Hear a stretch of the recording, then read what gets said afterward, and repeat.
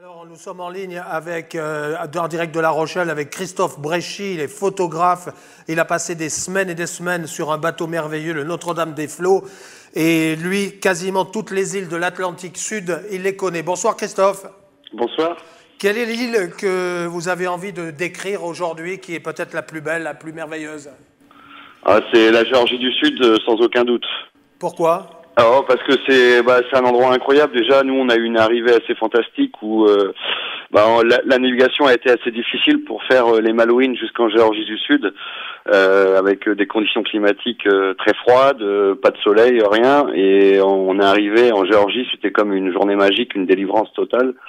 Vous avez déjà les montagnes qui apparaissent tout au long de la côte. C'est incroyable parce que c'est une toute petite île avec plus de 5 monts à plus de 2000 mètres, je crois. Vous avez les otaries, vous avez les glaciers, des coups de vent, le soleil est arrivé.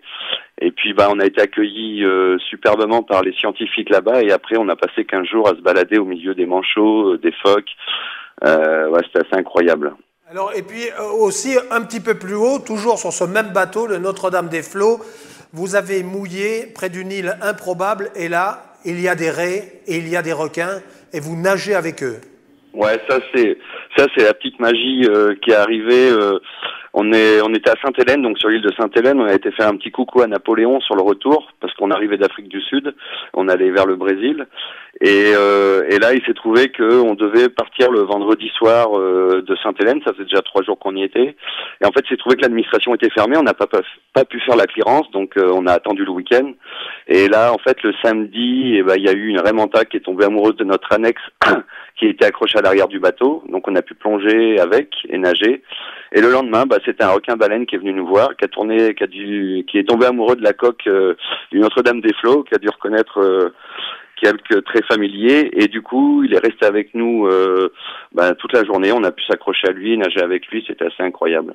Ouais, et comme ça, sans aucune appréhension, même si vous savez que ça n'attaque pas? Si, mais on avait... le capitaine connaît ce genre de bête et nous a dit non, vous pouvez y aller. Et puis il y avait là-bas au mouillage à Sainte-Hélène, il y a un service de taxi. Donc du coup il y a le taxi qui est venu avec des enfants à bord et qui eux ont été à l'eau. Ils nous ont dit vous pouvez y aller, il n'y a pas de problème. Donc les locaux nous ont dit vous pouvez y aller. Donc on y a été et c'est vrai que c'est impressionnant. C'est fascinant hein, ces images. Et Sainte-Hélène, c'est comment comme île? Sainte-Hélène, ça ressemble aux Açores à vrai dire en fait. C'est une île très verte, très montagneuse. Avec un climat très doux, assez tropical finalement, et c'est isolé parce qu'il n'y a pas d'aéroport. Ils étaient en train d'en construire un, donc je sais pas où ça en est maintenant. Mais c'est une île très très verte. On est dans les Pyrénées ou dans les Alpes, mais sauf qu'on est au milieu de l'Atlantique, quoi. François Bonneau, une question pour toi, Christophe. Ouais, Christophe, ça avait duré combien de temps ce périple à bord de Notre-Dame-des-Flots? Nous, on était, bonjour PF, nous on était partis 4 mois et demi avec le Notre-Dame. En fait, on avait fait 9000 milles, on avait rejoint le bateau qui était en Uruguay. Le bateau avait traversé avec la Mini Transat de 2005. Il avait fait le bateau accompagnateur et nous, on les avait rejoints en Uruguay. Et après, on est descendu le long de la Patagonie argentine en faisant quelques escales.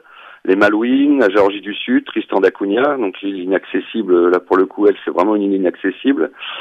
Cape Town, et on est revenu donc au Brésil par les alizés du sud et par toutes les îles de l'Atlantique sud, donc Sainte-Hélène, Ascension, Fernando de Noronha, et on est arrivé à Fortaleza. Et nous on a laissé le bateau qui lui était revenu à La Rochelle.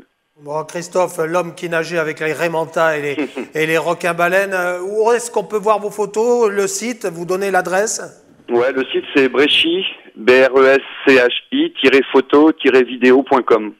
Bon, en tout cas, bravo. Hein, merci. Vous allez où, là, la prochaine fois, là? Pour l'instant, je devrais aller aux Açores, normalement, si tout va bien. Et là, pour l'instant, je vais être papa. Donc, pour l'instant, on va limiter les grands voyages, mais ce n'est que pour mieux revenir. Ouais, vaut mieux pour la maman, limiter les voyages. Hein. Voilà, c'est ça. Bon, mais merci, super. Merci d'avoir été dans Vendée Globe Hebdo, la 9e. Ça fait rêver, hein, ces voyages, Olivier. Vous en avez fait, vous aussi, des trucs comme ça? Oui, mais pas sur une distance pareille et surtout, visiblement, ils ont pris leur